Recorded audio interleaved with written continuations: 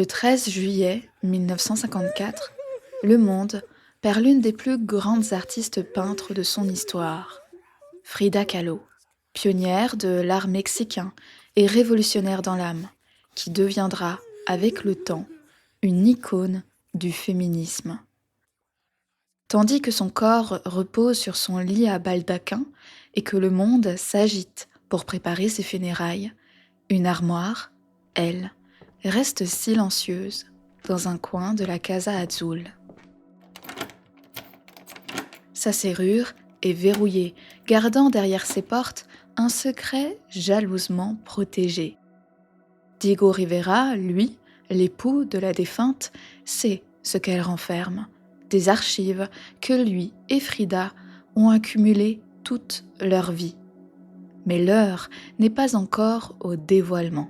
Quand il lègue la Casa Azul pour en faire le musée Frida Kahlo, Diego confie ce secret à Dolores Olmedo, célèbre femme d'affaires mexicaine et mécène du couple Rivera Kahlo.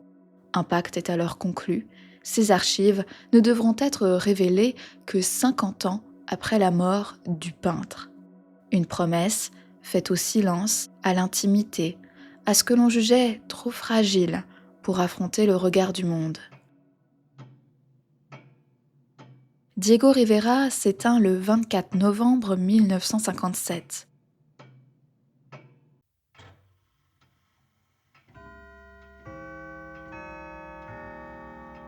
Puis, en 2007, l'armoire s'ouvre enfin, exactement 50 ans après la disparition de Rivera.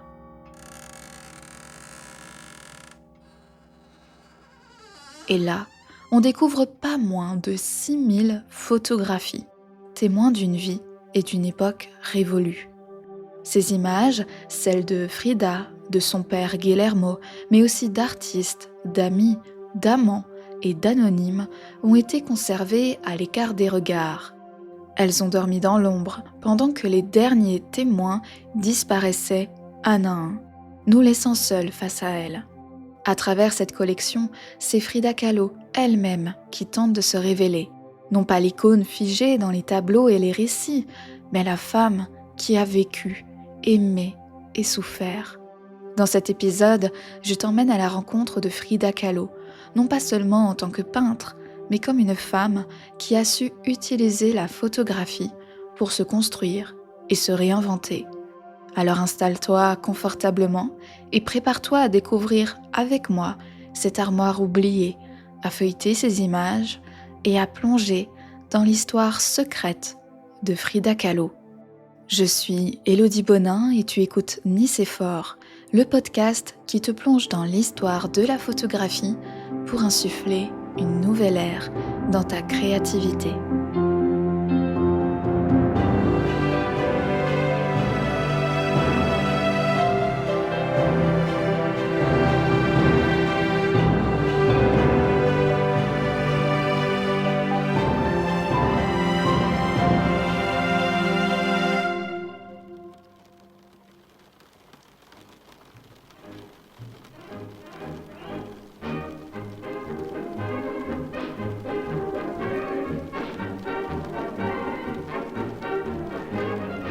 Le 26 octobre 1871, au cœur de la région de Baden-Baden, en Allemagne, naît un garçon nommé Karl Wilhelm. Son père, Jacob Henrik, reprend une bijouterie appartenant à sa belle famille. Un lieu où s'exerce un artisanat de précision, fait de patience, de gestes méticuleux et de minutie. Un monde où chaque détail compte. Mais cette boutique n'est pas qu'un simple écrin pour des bijoux précieux. On y vend aussi des fournitures photographiques. Lentilles, pièces mécaniques pour appareils, plaques de verre photosensibles, produits de développement. L'univers de la joaillerie côtoie donc celui de la photographie. Deux arts du détail et de la lumière, un mélange qui, sans le savoir, va marquer toute une lignée de cette famille nommée Kahlo.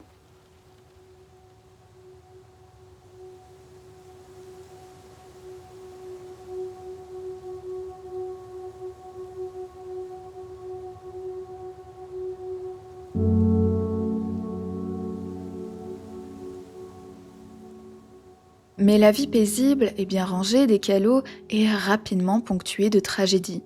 À seulement 7 ans, Karl Wilhelm perd sa mère, morte en couche. 10 ans plus tard, alors qu'on lui diagnostique une épilepsie, son père se remarie. Le bouleversement familial est tel que Karl décide de partir. C'est le début d'un grand voyage, symbole d'une rupture radicale avec son passé. Un départ soudain, motivé autant par le désir de rompre avec sa famille que par l'envie de mener une carrière ailleurs, là où les opportunités sont nombreuses.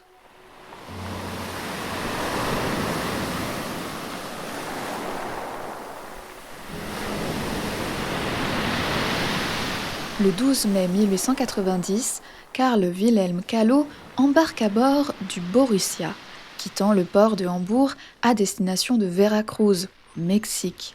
Il laisse derrière lui l'Allemagne, son passé, et s'attelle à construire une nouvelle vie.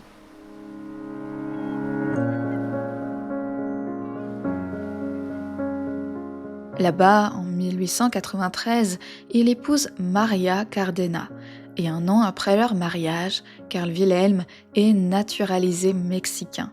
C'est l'occasion pour lui de se rebaptiser Guillermo Kahlo. Bien que ce nouveau nom marque le début d'une vie nouvelle, il n'en oublie pas ses origines. Dès le lendemain de sa naturalisation, il devient père d'une petite fille prénommée Maria Luisa Enriqueta Clotilde.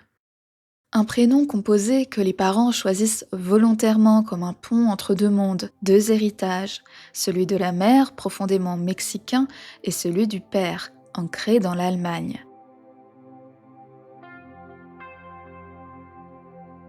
C'est à cette époque, à la fin du XIXe siècle, que Guillermo commence à s'intéresser réellement à la photographie. Un intérêt dont les contours restent encore flous, en raison de peu de documents officiels pouvant attester de ses débuts. Une première hypothèse émerge pour expliquer les débuts de Guillermo Kahlo dans la photographie. Elle prend racine dans un événement tragique, la mort de sa première épouse, Maria Cardena, en octobre 1897, lors de l'accouchement de leur troisième enfant. Devenu veuf, Guillermo rencontre l'année suivante une certaine Mathilde Calderón. Mathilde est l'aînée d'une fratrie de 12 enfants, née de l'union entre Isabel González, descendante d'un haut général espagnol, et Antonio Calderón, photographe professionnel d'origine indigène. Dans le foyer Calderón, la photographie est une affaire sérieuse, et cette proximité nouvelle avec Antonio, photographe chevronné, pourrait bien influencer Guillermo. Selon cette version, c'est donc au contact de son beau-père que Guillermo s'initie à la photographie. Mais cette version n'est pas la seule. Une seconde hypothèse, plus troublante, vient bousculer les faits. Elle repose sur une photographie, un autoportrait de Guillermo. Il s'y représente fièrement, debout, face à l'objectif. À ses côtés, une chambre noire. Au dos de cette image, une seule date. Mars 1897. Si cette inscription est authentique et rien ne permet aujourd'hui de l'infirmer, alors cela signifie que Guillermo pratique déjà la photographie plusieurs mois avant la mort de Maria Cardena, et donc avant sa rencontre avec Antonio Calderón. La photographie devient alors bien plus qu'un métier. Elle s'impose comme un refuge. À travers ses autoportraits, Guillermo Kahlo se raconte et se met en scène. Dans l'un, il se représente comme un artiste de Montmartre, pinceau à la main. Dans un autre, il pose nu, tel une statue grecque, mêlant vulnérabilité et virilité. Et puis, il y a cette image presque cinématographique où il fixe l'horizon face à la mer, le regard perdu vers un ailleurs. Peut-être vers ce 12 mai 1890, lorsqu'il quitte Hambourg pour le Mexique, ou peut-être vers ce passé européen qu'il a laissé derrière lui, mais qu'il continue de convoquer à travers l'image. La photographie devient pour lui un outil de mélancolie, un geste pour figer l'instant, pour immortaliser son visage, son corps, son regard, et les soustraire au temps qui se passe. C'est dans cette dynamique intime et créative que Guillermo ouvre son propre studio de photographie. Il se lance alors dans une carrière professionnelle entièrement dédiée aux contrats commerciaux. Il photographie des bâtiments, des intérieurs, des usines et des machines. Dans ses annonces, il se présente fièrement comme un spécialiste du genre. Son entreprise prospère rapidement, permettant l'agrandissement serein de sa famille en 1902. Et contre toute attente, 2 ans plus tard, en 1904, Guillermo hérite d'une grosse somme d'argent de son père défunt. Un héritage assez conséquent pour lui permettre de faire construire une maison familiale à la périphérie de Mexico. Une maison qui deviendra un jour un lieu mythique, la Casa Azul. Une demeure vaste de 800 mètres carrés, pensée comme le refuge de Guillermo Caló, mais qui finira par devenir le sanctuaire de toute une mémoire familiale. La même année que la construction de la maison, les travaux s'achèvent et la famille Caló y emménage. Mais à peine un chantier terminé, un autre s'annonce. Guillermo Caló reçoit un mandat du ministère du Trésor, l'institution en charge des finances publiques du Mexique. Un titre prestigieux, certes, mais surtout une mission d'envergure nationale. Son objectif est clair, documenter les monuments devenus propriété de l'État. Monastères, couvents, églises, autrement dit, des édifices religieux autrefois consacrés au culte, mais qui ont changé de statut suite aux lois de réforme du milieu du XIXe siècle. Désormais, ces lieux ne sont plus sanctuaires, mais transformés en espaces publics, tels que des casernes, des écoles, voire même des musées. D'autres encore sont conservés comme simples monuments historiques, dépouillés de leur sacralité. Guillermo n'a donc pas pour mission de célébrer le sacré. Son rôle est d'archiver la mémoire architecturale d'une nation moderne, en marche vers son indépendance intellectuelle et politique. Ces images doivent être rassemblées dans 6 albums prévus pour commémorer le centenaire de l'indépendance du Mexique. Et Guillermo relève le défi. Sa rigueur et sa précision technique lui valent bientôt le titre officiel de photographe des monuments. Un statut qui le propulse dans le cercle restreint des photographes reconnus de tout le pays. Ainsi, il bâtit peu à peu sa réputation, non pas comme artiste, mais comme photographe industriel. Son travail est avant tout utilitaire, pensé pour servir l'État, les entreprises ou encore les publications promotionnelles. Et c'est aussi ce qui explique pourquoi si peu de ces photographies nous parviennent aujourd'hui. Utilisées comme outil publicitaire, elles sont rarement signées, souvent reproduites puis oubliées. Quant aux 6 fameux albums commandés par l'État, ils ne voient jamais le jour. Les clichés se dispersent ou s'enfuissent dans les archives.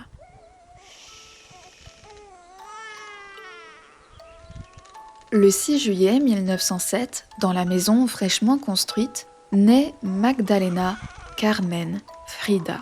Elle est le 3e enfant du couple Caló-Calderón, une petite fille que tout le monde appellera simplement Frida. L'une des premières images que l'on garde d'elle est un portrait pris par son père en 1911. Elle a alors 4 ans. Sur la photographie, elle fixe l'objectif avec cette intensité et cette détermination qui la caractériseront tout au long de sa vie. À travers cette image, on comprend une chose, Guillermo n'est pas seulement photographe, il est père. Ses portraits familiaux, bien que privés, sont réalisés avec autant de soin que ses commandes officielles. Ils ne sont pas faits pour être vendus, mais pour durer, pour témoigner génération après génération de l'amour qui règne dans son foyer. C'est tout Guillermo, un homme discret, introverti, qui se sert de son objectif pour exprimer ses émotions. La photographie devient pour lui un outil de connexion avec son entourage. Frida, admirative de son père, développe très tôt un intérêt pour ce médium. Elle l'accompagne sur le terrain, observe sa manière de composer une image, d'utiliser la lumière, puis de développer ses clichés. On raconte même que Frida et ses sœurs l'assistaient au laboratoire en coloriant à la main certaines de ses photographies. Cette petite fille qui apprend grâce à son père à poser devant l'objectif, qui observe aussi Guillermo dans ses propres autoportraits, des images qui marquent profondément Frida. Aujourd'hui, les historiens s'accordent. Guillermo a une influence décisive sur l'art de sa fille. Non seulement il lui ouvre la voie de l'image, mais surtout, il inspire le choix même de son sujet de prédilection, elle-même. Car les autoportraits de Guillermo résonnent étrangement avec ceux que Frida réalisera plus tard. Un même regard frontal, un même silence, le même besoin de figer son intériorité. L'art de Frida est empreint du regard de Guillermo et les autoportraits du père révèlent une facette intime de l'enfant.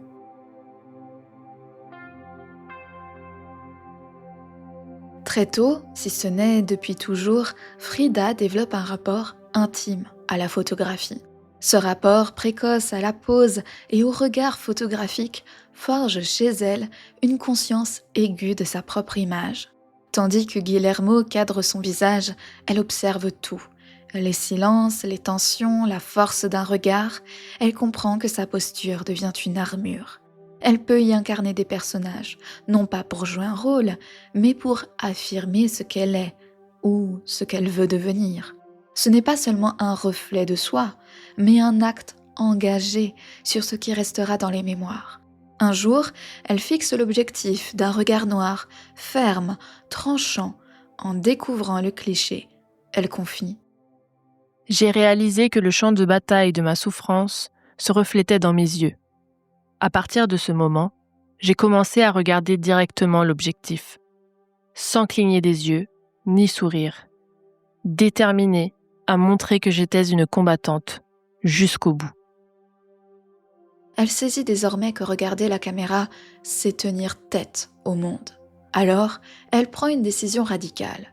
Ce ne sont plus les photographes qui photographieront Frida, mais Frida qui décidera comment ils la captureront. C'est elle qui pense chaque image comme une mise en scène. Elle choisit sa coiffure, son maquillage, ses habits, son décor. Elle impose son angle, sa lumière et sa pose. Le photographe croit maîtriser son acte, mais en réalité, c'est Frida qui tire les ficelles. Tous tenteront de la saisir, mais aucun ne parviendront à l'enfermer. Car c'est elle qui choisit quel masque adopter pour déclarer son manifeste.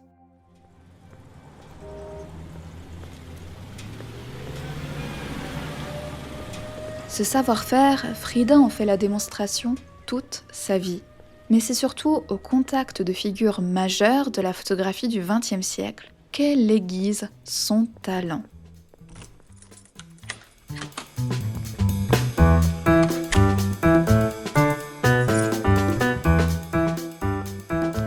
Les premiers clichés marquants sont signés Edward Weston et Imogen Cunningham.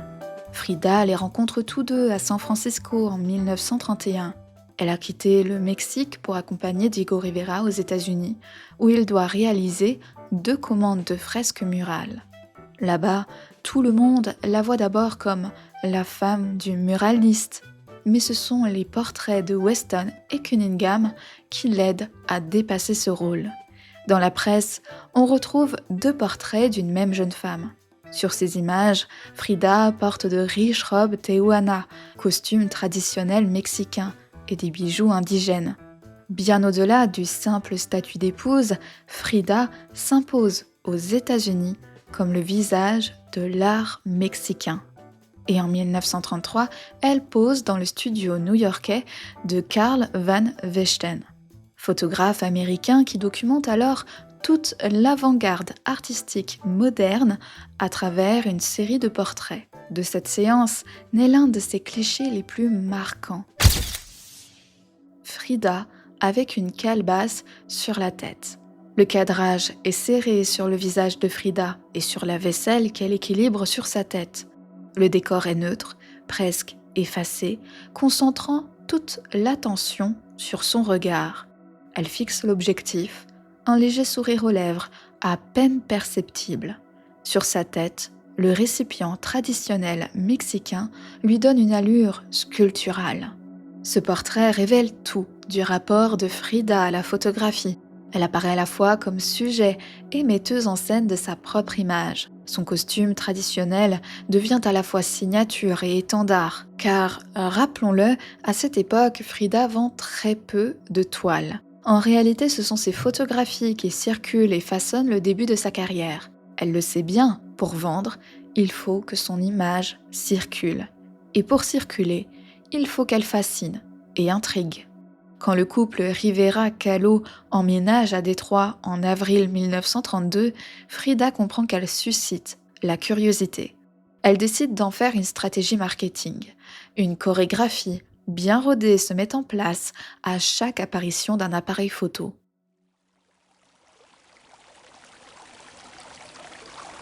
Après son voyage aux États-Unis, Frida Kahlo revient au Mexique. Elle s'installe définitivement à la Casa Azul, sa maison d'enfance. Elle y installe son atelier, soigne ses douleurs chroniques, accueille ses amis et ses amours. Et c'est sans doute là-bas, plus que partout ailleurs, qu'elle laisse sa plus grande empreinte photographique. Car c'est dans cette maison bleue que la majorité des clichés connus de Frida sont réalisés.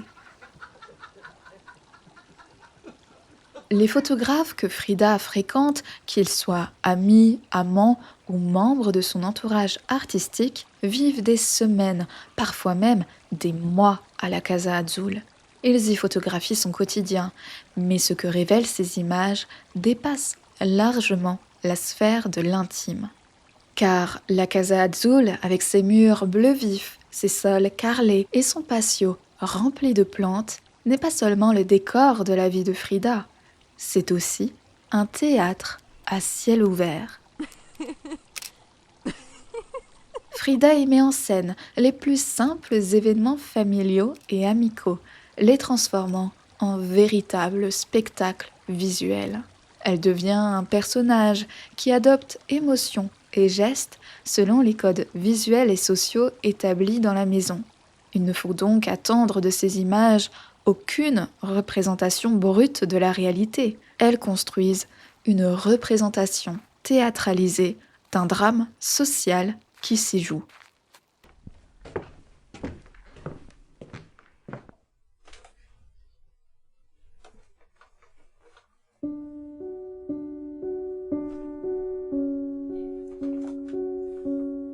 Ce drame social repose sur plusieurs éléments. Tout d'abord, les diverses passions qui traversent Frida, notamment sa relation avec Diego Rivera, une relation qui est tout sauf un long fleuve tranquille. Vient ensuite son engagement militant, indissociable de la révolution mexicaine. Et puis, il y a la douleur, car depuis l'enfance, Frida souffre. Et pour comprendre sa manière d'appréhender la photographie comme son art, il faut comprendre son rapport à la douleur. Frida naît avec un spina bifida, une malformation lors du développement fœtal. À 6 ans, elle contracte une poliomyélite qui atrophie sa jambe droite. À 18 ans, elle est victime d'un accident de bus. Son abdomen est transpercé par une barre de fer. Elle en ressort avec de multiples fractures, coude, colonne vertébrale, bassin, pied droit, jambe droite. Quant à son vagin, il est également endommagé, provoquant plus tard une fausse couche et 2 avortements chirurgicaux. À tout cela s'ajoute l'anorexie, l'alcoolisme et la dépendance à la nicotine. À 43 ans, son état est tel que les médecins l'amputent en dessous du genou. Toute sa vie, Frida lutte contre la douleur, une douleur constante qui la pousse à des moments de désespoir, voire même de dépression. Dans son journal, elle écrit le 11 mars 1954, après l'amputation de sa jambe droite. Ma jambe a été amputée il y a 6 mois. J'ai l'impression d'avoir subi des années de torture et j'ai parfois failli perdre la raison. J'ai encore envie de me suicider. C'est Diego qui m'en empêche, car je pense en vain qu'il pourrait avoir besoin de moi ici. Il me l'a dit, et je le crois. Je n'ai jamais autant souffert de ma vie. Je vais attendre, encore un peu. Et dans ce même journal, ses derniers mots avant de mourir à 47 ans. Je rêve avec joie d'un moyen de m'échapper d'ici, et j'espère ne jamais y revenir.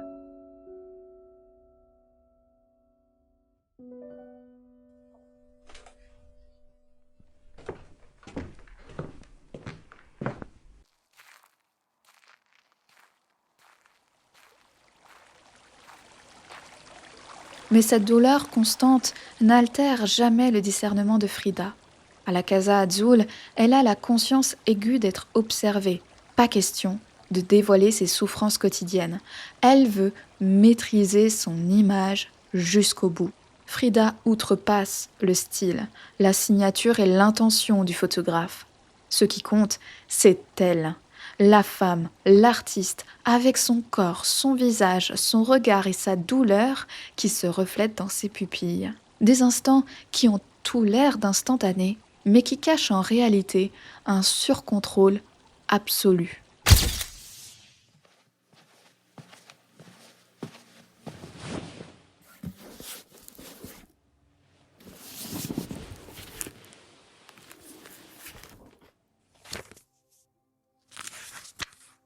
L'une des premières photographes à capturer Frida Kahlo à la Casa Azul est Lucienne Bloch.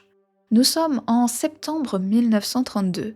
Les deux femmes se sont rencontrées quelques mois plus tôt, à Détroit, sur un chantier de Diego Rivera.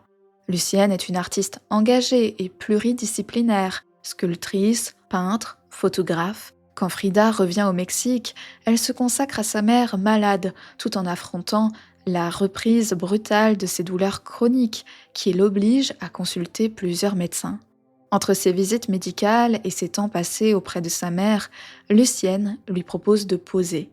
En ressort une série de portraits à 1000 lieues de la dure réalité que traverse la jeune artiste de 24 ans. Frida y apparaît souriante, séductrice, mordillant son collier. Et quand la malice la prend, elle nous offre même un clin d'œil.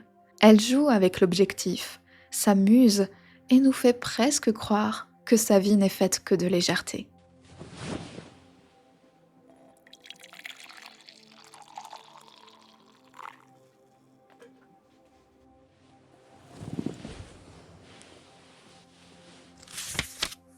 En 1936, Frida Kahlo s'enveloppe dans son rebozo, ce châle traditionnel qu'elle porte si souvent pour affirmer son identité mexicaine. C'est Fritz Henley, photographe germano-américain réputé pour ses collaborations avec Harper's Bazaar et Life, qui immortalise ce moment. Sur la photographie, Frida apparaît légèrement de profil, le regard baissé, ses mains retiennent le rebozo posé sur ses épaules. Les plis du tissu se confondent avec sa silhouette, comme s'il faisait partie d'elle. Le portrait évoque à la fois la simplicité, la modestie, l'élégance et la dignité. On dirait presque une femme pieuse, revêtant son châle dans un geste rituel, juste avant la prière ou l'introspection.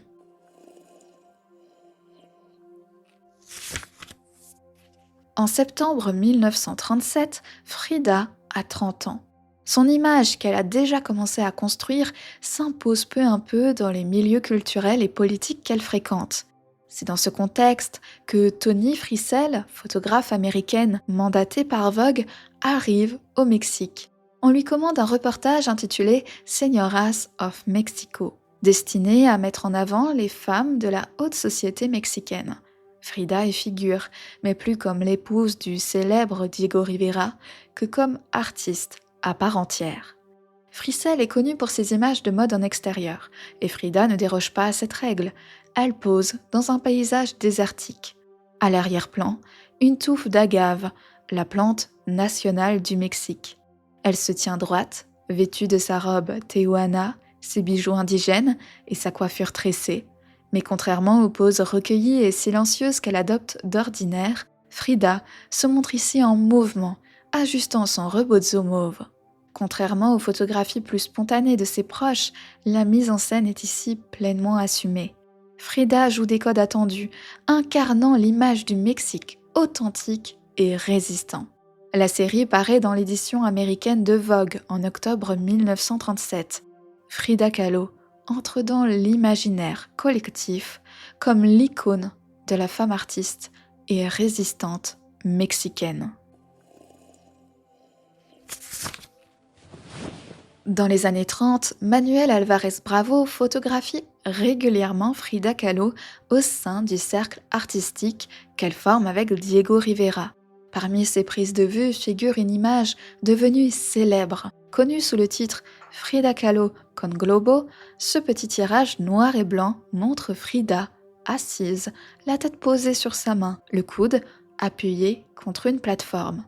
Et sur cette même surface repose une sphère réfléchissante qui révèle en miroir le décor hors champ. Toute la force de la photographie réside dans le contraste des formes, la rondeur parfaite de la sphère face aux lignes angulaires de la composition. Frida, immobile, droite, paraît monumentale, son regard calme et réservé, dépourvu de tout artifice, transcende la scène domestique. L'image transforme Frida en figure intemporelle, proche d'une statue antique, exposée dans un musée.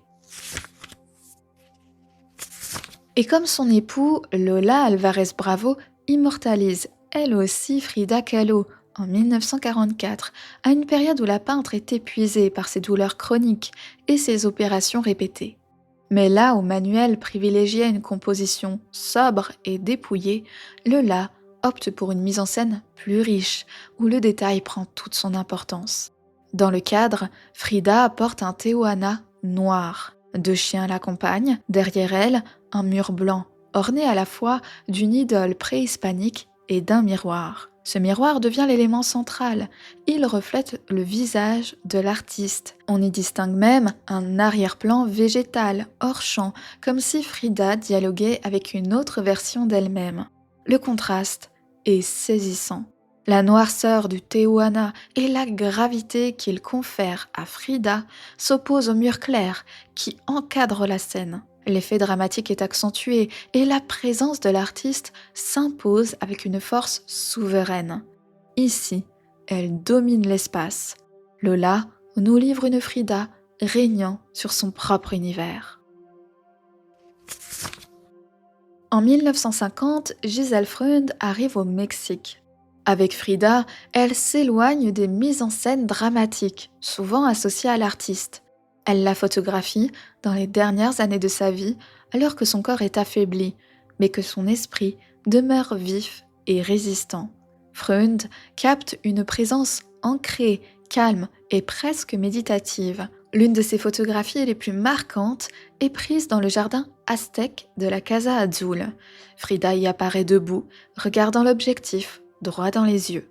Le format carré stabilise la composition. À ses pieds, 2 chiens, et derrière elle, un bassin, des plantes luxuriantes, des canards et des sculptures préhispaniques. Mais rien n'est excessif, et tout semble chargé de sens. Là réside la force du regard de Gisèle Freund. Elle ne magnifie pas Frida, elle ne dramatise pas son image. Elle la restitue, simplement, entourée de ses objets, de ses animaux, de son jardin, de son Mexique. Elle donne à voir une femme ancrée dans son espace de vie, présente, souveraine dans sa propre simplicité.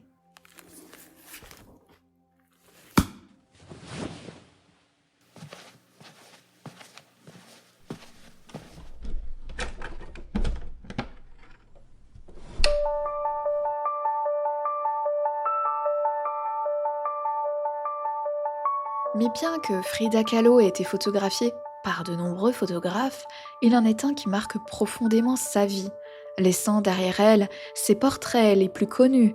Il s'agit de Nicolas Meuret, le photographe dont elle tombe amoureuse, et c'est précisément cette présence constante, intime et passionnelle qui lui permet de capter l'âme de l'artiste, son charisme, son génie, sa singularité, ainsi que ses racines.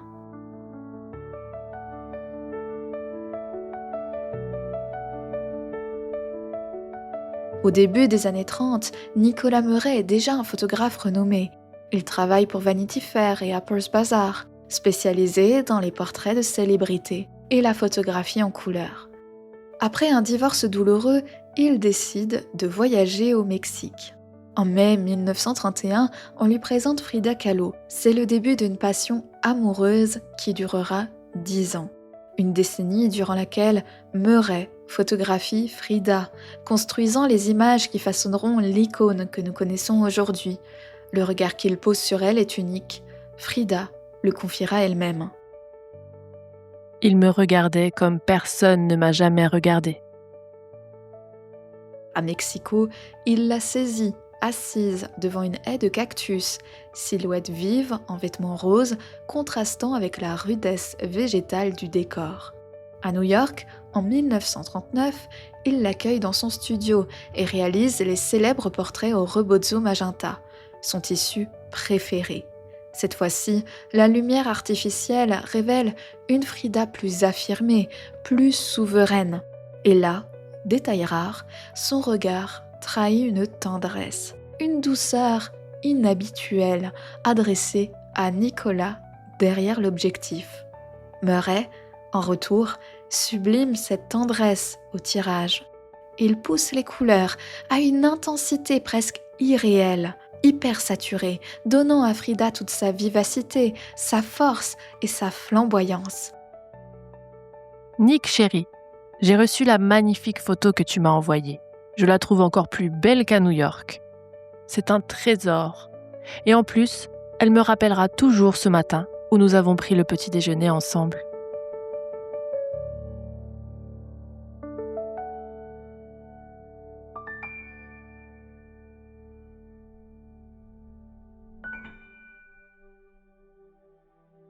Mais le 6 novembre 1939, Frida et Diego divorcent. Leur séparation met également fin à la relation amoureuse avec Murray. Pourtant, l'amitié demeure, solide et fidèle, et cette amitié devient témoin de nouvelles souffrances physiques de Frida. En 1940, après une lourde opération de fusion vertébrale, Murray lui rend visite à l'hôpital. Il capture une image marquante, Frida in Traction. On y voit le visage de l'artiste, fragile mais digne, retenu par des bandages, des épingles et des sangles médicales. À partir de ce jour, Murray n'aura de cesse de documenter les épreuves de santé de la peintre. Il photographie Frida avant et après ses opérations, alitée, fatiguée mais toujours vibrante de présence. Même dans la douleur, elle conserve ce sourire éclatant, ce regard séducteur, parfois même provocateur. Au final, entre 1937 et 1946, Nicolas Murray réalise près de 90 portraits de Frida Kahlo. Des instants de vie, des poses à New York comme à Mexico, des images où elle s'affiche fièrement auprès de ses toiles les plus célèbres, mais aussi des clichés où la femme meurtrie reprend des forces dans son lit. Dans chacune de ces photographies, une seule chose saute aux yeux, Frida devient le sujet idéal, presque exclusif du regard de Murray.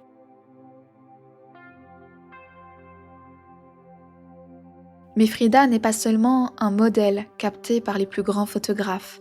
Elle s'installe aussi derrière l'objectif. Sa démarche est autodidacte, intime et n'a jamais pour but d'être révélée au grand jour. Bien au contraire, ces images portent un rôle introspectif. Pour elle, la photographie est un partage d'expériences, un outil pour traduire ses pensées les plus profondes. C'est ainsi qu'elle réalise en 1938 sa première composition photographique connue, Folk Toys. Sur une natte, une poupée de chiffon repose, inerte, et à ses côtés, un petit cheval et une charrette en bois sont renversés. Impossible de ne pas y voir l'ombre de son propre accident de bus. Cette image inaugure une série de clichés plus personnels, des portraits de son neveu préféré, mais aussi des mises en scène modernistes inspirées par Tina Modotti. Parmi elles, l'une des plus célèbres reste une nature morte où un squelette de carton et de fil de fer est étendu sur une pelouse. Mais Frida ne se limite pas à créer ses propres images. Elle s'approprie aussi celles des autres, qu'elle peint transforme ou réinvente. Certaines photographies la bouleversent au point qu'elle les reproduit directement en peinture. C'est le cas en 1937 avec Un petit enfant décédé, inspiré d'un cliché où un enfant repose immobile sur une natte. Elle intègre également des fragments photographiques dans ses œuvres, comme dans Ma robe est suspendue là de 1933, où des images collées se mêlent à la peinture, créant un dialogue constant entre photos et toiles. Les animaux aussi occupent une place centrale dans son univers iconographique, et la photographie sert souvent de passerelle. En 1940, dans Autoportrait avec collier d'épines et colibri, elle met en scène un chat noir derrière son épaule. Cette figure rappelle une photographie de Martine Muncaci, conservée dans les archives de la Casa Azul. Plus tard, Nicolas Meuret immortalise la nièce de Frida, Griselda, posant avec une biche apprivoisée, prénommée Hale. Une image qui inspirera directement la petite biche en 1946. Ainsi, Frida intègre régulièrement ses animaux familiers, perroquets, chiens, singes, dans ses autoportraits, comme s'ils étaient des doubles symboliques, des compagnons de douleur et de résilience. Mais plus encore que les animaux, ce sont les personnes et les souvenirs photographiques qui nourrissent sa peinture. Les archives familiales deviennent pour elle une source inépuisable d'inspiration. En 1936, elle peint Mes grands-parents, mes parents et moi, un arbre généalogique revisité à partir de portraits photographiques. Elle y place au centre le mariage de ses parents. Elle se représente enfant, debout dans le patio de la Casa Azul, tenant un ruban qui relie ses ascendants. Les portraits photographiques d'origine montrent une grand-mère douce, romantique, parfois sévère mais toujours respectable. Frida, elle, choisit de la représenter comme une simple femme de province, sans phare.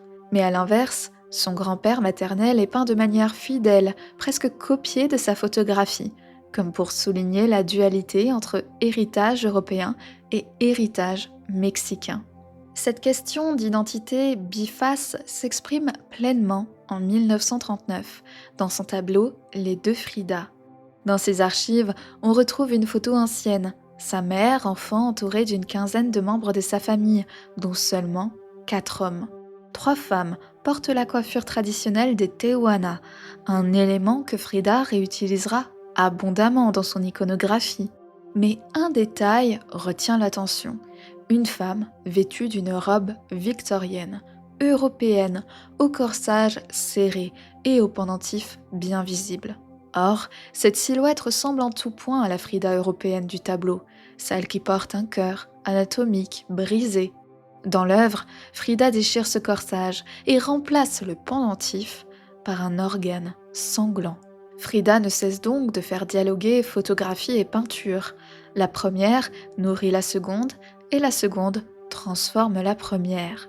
C'est dans ce va-et-vient entre documents, souvenirs et inventions qu'elle construit son univers unique, où chaque image, qu'elle soit photographique ou peinte, devient un fragment de ses autoportraits. Frida choisit elle-même celle qu'elle conserve.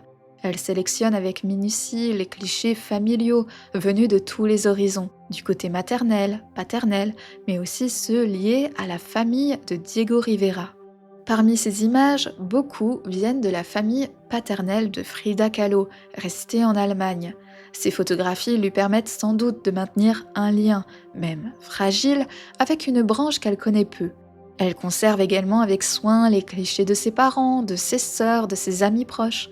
Mais une série se distingue particulièrement, la collection des autoportraits de son père, Guillermo Kahlo. Frida confie elle-même que la photographie lui permet de garder ses proches près d'elle. On peut aussi penser qu'elle l'aide à échapper à la solitude, notamment lors de ses longues périodes d'alitement. Elle réclame souvent des photographies à ses amours d'adolescence ou à ses amis lorsque leur famille s'agrandit, afin de garder un fragment d'eux auprès d'elle. Chaque photo est un souvenir, mais certains souvenirs ne m'appartiennent pas. Alors je les rends à l'image. Et puis, Frida ne se contente pas d'accumuler des images, elle interagit aussi avec elles.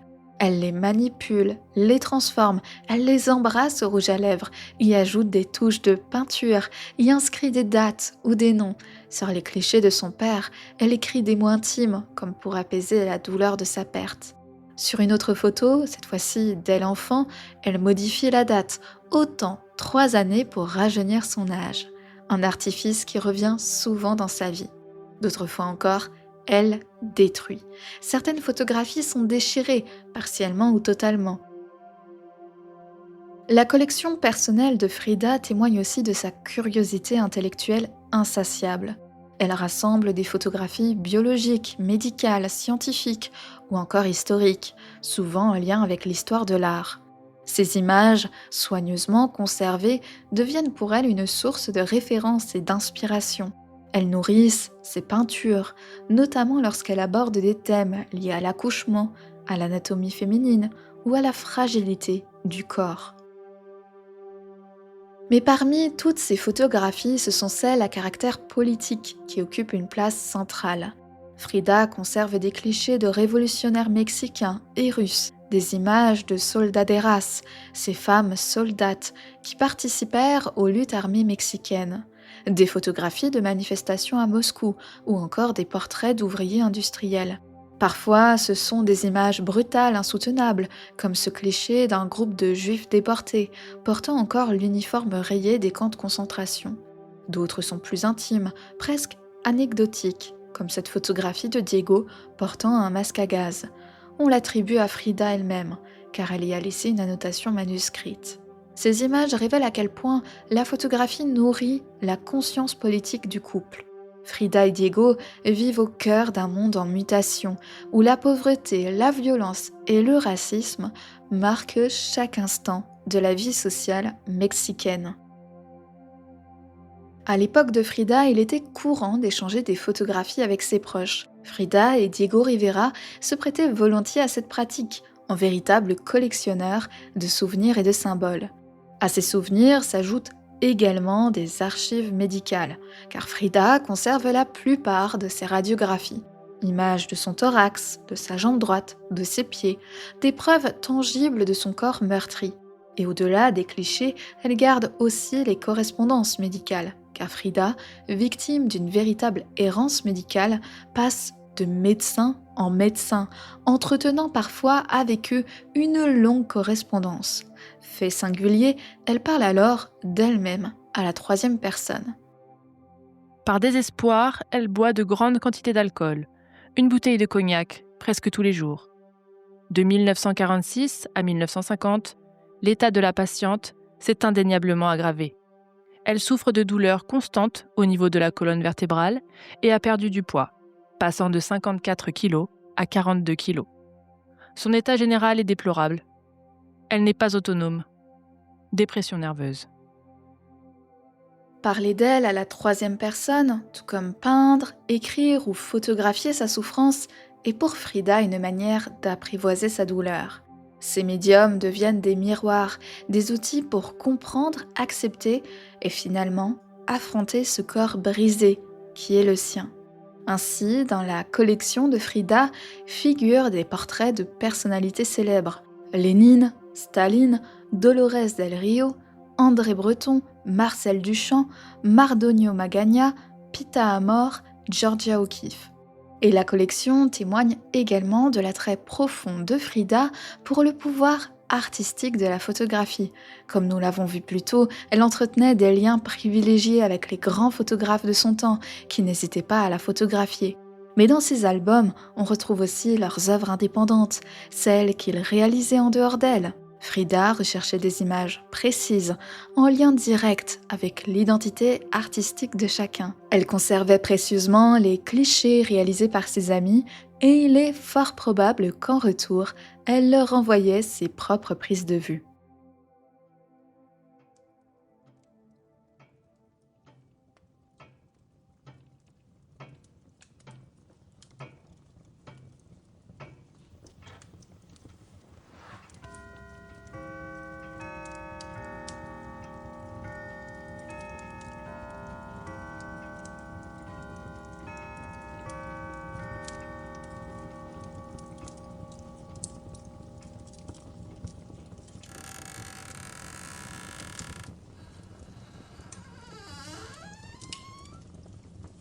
Aujourd'hui, plus de 6000 photographies composent la collection de Frida Kahlo, redécouverte en 2004 à la Casa Azul. Et si nous les observons de près, elles confirment une chose, Frida savait façonner son image. Elle a consciemment travaillé à son statut d'icône. Sa renommée a ensuite nourri une profusion de biographies centrées sur ses amours tourmentés, son accident de bus, son militantisme ou encore son œuvre picturale. Mais les photographies sont restées la matière première la plus utilisée pour illustrer ces récits. Et pourtant, plus nous accumulons ces images, plus nous rencontrons une pluralité de Frida. L'une porte un pantalon, l'autre arbore une tenue traditionnelle tehuana. Parfois une Frida en chemisier brodé, rappelant sa mère plus jeune. Et ce ne sont là que des différences d'apparence. Que dire alors des postures, des émotions, des caractères et des relations que révèlent ces clichés. Chaque série dévoile une nouvelle facette, créant une ambiguïté constante entre vie intime et image publique. Et c'est cette ambiguïté qui fait de Frida une figure unique. Elle a transformé le rôle attendu d'épouse artiste en une véritable œuvre d'art vivante, une allégorie de la femme se recréant sans cesse. La jeune Carmen Magdalena Frida Kahlo Calderón a peu à peu laissé place à une figure emblématique, un masque à la fois réel et imaginaire, prêt à performer dans le grand théâtre de la vie. Et au fond, le vrai mystère n'est pas de savoir qui elle était, mais bien qui voulait-elle être et comment voulait-elle être vue. Ces photographies en sont la preuve matérielle. Frida était en quête de son image idéale. Elle contrôlait sa représentation avec une intensité rare. Elle faisait de son image une œuvre en soi. L'œuvre, c'était elle. Alors au final, peu importe la Frida que nous gardons en mémoire, femme sensuelle, artiste mystérieuse, icône flamboyante ou âme torturée, ce qui compte, c'est qu'elle reste avant tout une énigme façonnée par elle-même.